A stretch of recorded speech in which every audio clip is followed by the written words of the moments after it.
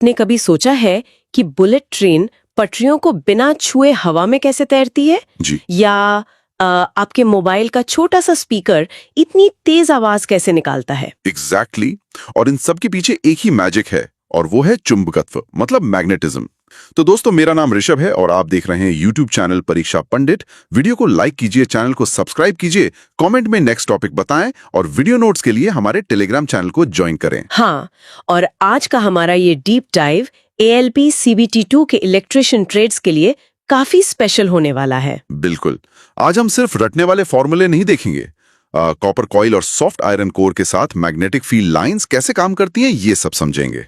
तो ऋषभ, मतलब अगर हम परीक्षा के नजरिए से देखें तो इस टॉपिक का वेटेज क्या है और शुरुआत में चुंबक के किन बेसिक गुणों से सबसे ज्यादा सवाल आते हैं? देखो, इसका वेटेज काफी ज्यादा है क्योंकि जनरेटर, मोटर या ट्रांसफॉर्मर सबका बेस यही है। और सवालों की बात करें तो सबसे बेसिक है आकर्षण, मतलब लोहा, निकल, इनको अपनी तरफ खींचना। राइट। और दूसरा दिशा बताने वाला गुण। हाँ, अगर चुंबक को लटका दो तो वो हमेशा उत्तर दक्षिण में ही रुकता है। इसी गुण की वजह से पहले नाविक लोडस्टोन का इस्तेमाल करते थे। अच्छा, ये लोडस्टोन एग्जाम में अक्सर इसका रासायनिक सूत्र पूछा जाता है ना? बिल्कुल। ये असल में मैग्नेटाइट होता है और इसका सूत्र है Fe3O4। सीधा सवाल बनता है इससे। एक डाउट है मुझे।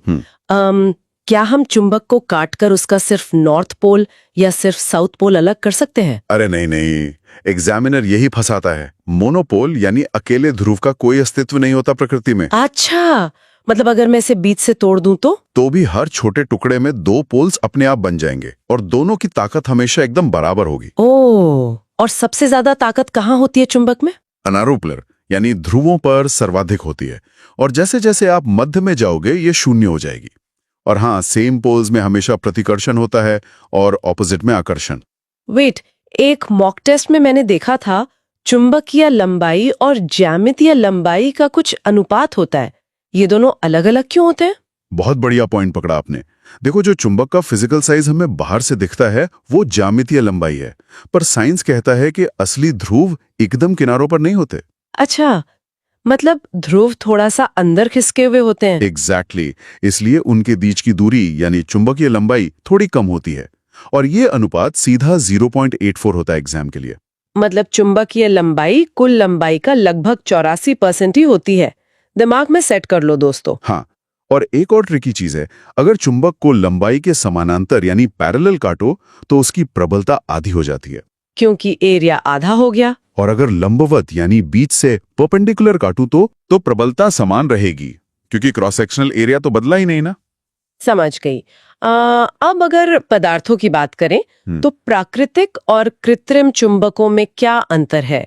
मशीनों में कौन से यूज होते हैं? प्राकृतिक तो खदानों से मिलते हैं, कोई फिक्स शेप नहीं होती और काफी कमजोर होते हैं। इसलिए मशीनों में हम मानव निर्मित यानी कृत्रिम चुंबक ही इस्तेमाल करते हैं।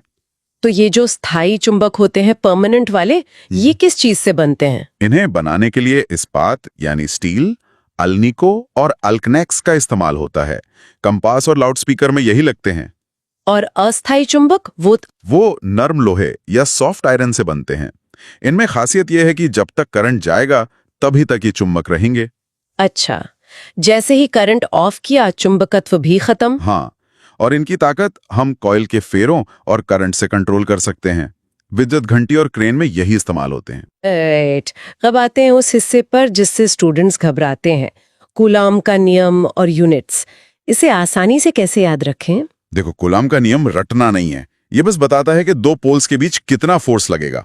इसका सूत्र है F बराबर μ0 m1 m2 बटे 4πr²। तो यहाँ m1 और m2 ध्रुवों की ताकत हो गए। बिल्कुल, ताकत जितनी ज्यादा फोर्स उतना ज्यादा, पर दूरी यानी r जितनी बढ़ेगी फोर्स उसके स्क्वायर के हिसाब से कम हो जाएगा। और इसमें जो μ0 है, निर्वात की चुंबकशीलता, उसका मान क्या होता है? इसका मान 4π गुणा 10 की पावर -7 हेनरी प्रति मीटर होता है। ओके, और इसके मात्रकों में भी तो काफी लोचा है ना, SI और CGS यूनिट्स में? हाँ, SI मात्रक टेस्ला है और CGS मात्रक गॉस है। रिलेशन याद रखना, एक गॉस बराबर 10 की पावर -4 टेस्ला। वीडियो को लाइक कीजिए, चैनल को सब्सक्राइब कीजिए, कमेंट में नेक्स्ट टॉपिक बताएं और वीडियो नोट्स के लिए हमारे टेलीग्राम चैनल को ज्वाइन करें। आप कुछ टर्मिनोलॉजी क्लियर करते हैं। चुंबकीय बल रेखाएं और फ्लक्स, इन दोनों में क्या फर्क है? बल रेखाएं तो बस रास्ता दिखाती हैं, बाहर नॉर्थ से साउथ और अंदर साउथ से नॉर्थ। मतलब ये एक पूरा लूप बनाती हैं। तो फ्लक्स क्या है फिर? ऐसे सोचो कि बल रेखाएं बारिश की बूंदें हैं। अगर आप एक छाता खोलो तो उस छाते से टकराने वाली टोटल बूंदों की संख्या को हम फ्लक्स कहेंगे। अरे वाह, ये सही उदाहरण है। और इसकी इकाई क्या होती है? SI मात्रक वेबर है और CGS मैक्सवेल। एक मैक्सवेल में 10⁻⁻8 वेबर होते हैं। तो फ्लक्स घनत्व या B का मतलब होगा कि छाते के एक छोटे से हिस्से पर कितनी बूंदें गिरी? एकदम सही। कुल फ्लक्स को एरिया से भाग दे दो। B बराबर φ/A। मात्रक हो गया वेबर प्रति मीटर स्क्वायर। और ये MMF क्या काम करता है? जैसे इलेक्ट्रिक सर्किट में फ्लक्स या करंट को चलाने के लिए वोल्टेज चाहिए, वैसे ही चुंबकीय सर्किट में फ्लक्स को गतिमान करने के लिए MMF लगता है। इसकी इकाई एम्पियर टर्न होती है। राइट। अब दिशा निकालने वाले नियमों पर आते हैं। एग्जाम में ना मैक्सवेल और फ्लेमिंग के नियम अक्सर मिक्स हो जाते हैं। हाँ, मोटर और जनरेटर में कंफ्यूजन होता है। पहले मैक्सवेल देखते हैं। दक्षिण हस्त नियम कहता है कि दाएं हाथ में तार पकड़ो। अंगूठा करंट की दिशा में होगा ना? हाँ, अंगूठा करंट बताएगा और मुड़ी हुई उंगलियां चुंबकीय क्षेत्र बताएंगी। और वो कॉर्क पेंच नियम भी ऐसा ही है? बिल्कुल। पेंच का आगे बढ़ना करंट है और पेंच को गोल घुमाना चुंबकीय क्षेत्र है। ये तो आसान था, पर फ्लेमिंग के नियमों में बड़ी दिक्कत होती है। कौन सा हाथ जनरेटर के लिए है और कौन सा मोटर के लिए? इसकी एक सॉलिड ट्रिक है। पुराने जनरेटर को स्टार्ट करने के लिए हम दाएं हाथ से भारी हैंडल घुमाते थे ना। ओह, दायां हाथ मतलब जनरेटर। एग्जैक्टली। तो फ्लेमिंग का दायां हस्त नियम जनरेटर के लिए है और बायां यानी लेफ्ट हैंड नियम मोटर के लिए। वाह। और उंगलियां क्या दिखाती हैं इनमें? दोनों हाथों में तर्जनी हमेशा चुंबकीय क्षेत्र होती है और मध्यमा करंट। तो फिर अंगूठे का क्या रोल? मोटर में हम करंट देते हैं तो गति मिलती है, इसलिए बाएं हाथ का अंगूठा बल बताता है। जनरेटर में हम गति देते हैं तो करंट बनता है, इसलिए दाएं हाथ का अंगूठा चालक की गति बताता है। क्या बात है, ये तो बहुत लॉजिकल है। अब फैराडे और लेंज के नियमों की बात करते हैं। फैराडे का प्रथम नियम सीधा कहता है कि फ्लक्स में परिवर्तन से EMF उत्पन्न होता है। और द्वितीय नियम से फॉर्मूला मिलता है। हाँ, E बराबर N डेल्टा फाई बटे डेल्टा T। पर किताबों में इस फॉर्मूले के आगे एक माइनस का साइन भी होता है ना? हाँ, और वो माइनस लेंस का नियम है। लेंस कहता है कि प्रेरित EMF हमेशा उस कारण का विरोध करता है जिससे वो पैदा हुआ है। अच्छा, मतलब जो उसे बनाता है वो उसी को रोकता है। बिल्कुल। चुंबक पास लाओगे तो दूर धकेलेगा, दूर ले जाओगे तो पास खींचेगा। जैसे वहां प्रतिरोध करंट को रोकता है, वैसे यहां प्रतिस्तंभता या रिलक्टेंस फ्लक्स में बाधा डालती है। इसकी मात्रक एम्पियर टर्न प्रति वेबर है। और जो फ्लक्स को पास होने दे, जैसे कंडक्टेंस होता है, उसे परमियंस या प्रवेश्यता कहते हैं। ये रिलक्टेंस का उल्टा है। मात्रक वेबर प्रति एम्पियर टर्न। एक चुंबकशीलता भी तो होती है ना? हाँ, परमिएबिलिटी यानी म्यू, ये B और H का अनुपात होती है। और एक होता है धारण शक्ति या रिटेंटिविटी। ये अवशिष्ट चुंबकत्व वाला कॉन्सेप्ट है। हाँ, चुंबक हटाने के बाद भी जो चुंबकत्व बचा रह जाए उसे धारण करने की क्षमता। स्थायी चुंबक के लिए ये बहुत अधिक होनी चाहिए। राइट। अब पदार्थों का वर्गीकरण देखते हैं। एग्जाम में प्रतिचुंबकीय, अनुचुंबकीय और लौ चुंबकीय के उदाहरण खूब आते हैं। देखो, प्रतिचुंबकीय या डायामैग्नेटिक चुंबक से दूर भागते हैं। इनकी म्यू 1 से कम होती है। उदाहरण जस्ता, तांबा, जल। और अनुचुंबकीय थोड़ा बहुत आकर्षित होते हैं। हाँ, पैरामैग्नेटिक क्षेत्र की दिशा में हल्का सा चुंबकित होते हैं, म्यू 1 से ज्यादा, जैसे प्लैटिनम, एल्यूमिनियम। और लौह चुंबकीय तो सबसे पावरफुल होते हैं ना? एग्जैक्टली। फेरोमैग्नेटिक बहुत प्रबल होते हैं, म्यू 1000 से भी ज्यादा, जैसे लोहा, निकल, इस्पात। ये क्यूरी ताप क्या होता है? इससे तो डायरेक्ट सवाल आते हैं। ये वो तापमान है जिस पर बहुत गर्मी के कारण लौह चुंबकीय पदार्थ अपनी शक्ति खो देता है और साधारण अनुचुंबकीय बन जाता है।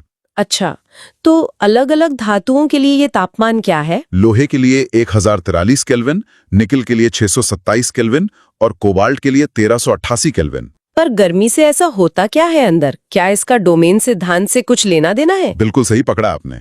पदार्थों के अंदर 10 की पावर 18 से 21 परमाणुओं के छोटे ग्रुप होते हैं जिन्हें डोमेन कहते हैं, एक सेना की तरह। तो जब वो चुंबक बनते हैं तो सेना एक लाइन में खड़ी हो जाती है, हाँ, लेकिन जब क्यूरी ताप तक गर्म करते हैं तो वाइब्रेशन से सेना की लाइन टूट जाती है और वो बिखर जाते हैं।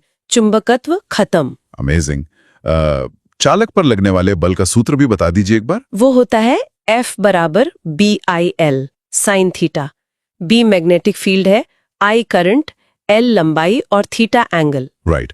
अब चलते हैं इस डीप डाइव के आखिरी और सबसे इंपॉर्टेंट हिस्से पर, BH लूप और हानियां।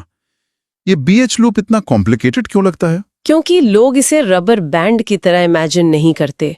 जब आप H बढ़ाते हो तो B बढ़ता है, पर जब H कम करते हो B तुरंत जीरो नहीं होता। एग्जैक्टली वो H के पीछे थोड़ा सुस्त होकर चलता है। इसी पिछड़ने को हिस्टेरेसिस कहते हैं। तो इस ग्राफ के साइज का क्या मतलब है? अगर लूप पतला है तो मतलब डोमेन आसानी से घूम रहे हैं, ऊर्जा की हानि कम है, ये एसी मशीनों के लिए बढ़िया है। और अगर लूप चौड़ा हुआ तो पदार्थ खराब है मशीनों के लिए क्योंकि फ्रिक्शन ज्यादा है। पर हाँ, स्थायी चुंबक बनाने के लिए चौड़ा लूप ही चाहिए।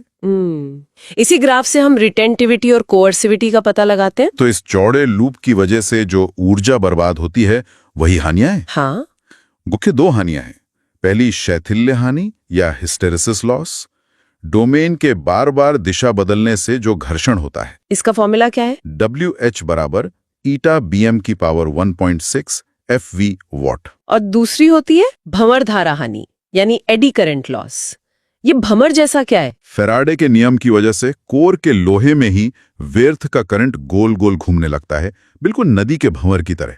ये कोर को बहुत गर्म कर देता है। ओहो, तो इसका सूत्र क्या है? WE बराबर K BM का स्क्वायर F का स्क्वायर T का स्क्वायर वॉट। पर इस गर्मी से तो मशीन जल जाएगी। इससे बचने का कोई ट्रिक? बहुत सॉलिड ट्रिक है। हम ठोस लोहे का ब्लॉक यूज ही नहीं करते।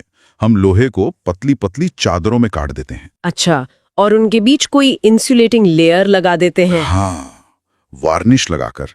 इसे ही लैमिनेटेड क्रोड कहते हैं। मतलब पत्तियों में काटने से भंवर का रास्ता ही टूट गया। एग्जैक्टली। फॉर्मूले में जो T है ना, वो उसी लैमिनेशन की मोटाई है। इसे न्यूनतम रखते हैं ताकि लॉस कम हो। वाह, ये सारे कॉन्सेप्ट्स तो बहुत ही लॉजिक के साथ क्लियर हो गए। 0.84 का अनुपात हो या क्यूरी ताप, सब कवर हो गया। बिल्कुल। और वो भी बिना कुछ रटे। तो दोस्तों, जाने से पहले मैं आप सबके लिए एक सोचने वाला प्रश्न छोड़ रही हूँ। हमने अभी बात की कि BH लूप चौड़ा या पतला होता है। हाँ। तो मेरा प्रश्न ये है, यदि BH लूप का क्षेत्रफल किसी पदार्थ के लिए बहुत अधिक है, तो क्या उस पदार्थ का इस्तेमाल ट्रांसफार्मर की कोर बनाने में करना चाहिए? सोचिए और कमेंट्स में बताइए। बिल्कुल, आपके जवाबों का हमें इंतजार रहेगा। वीडियो को लाइक कीजिए, चैनल को सब्सक्राइब कीजिए, कमेंट में नेक्स्ट टॉपिक बताएं और वीडियो नोट्स के लिए हमारे टेलीग्राम चैनल को ज्वाइन करें। मिलते हैं अगले डीप डाइव में।